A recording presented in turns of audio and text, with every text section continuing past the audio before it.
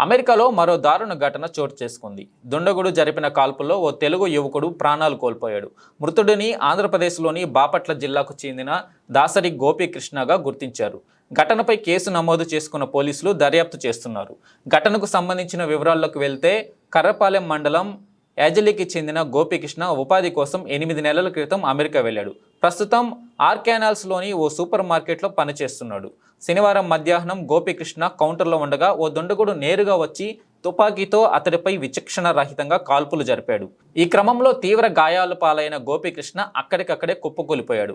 అనంతరం దుండగుడు షాపులోని వస్తువు తీసుకొని అక్కడ నుంచి పరారయ్యాడు.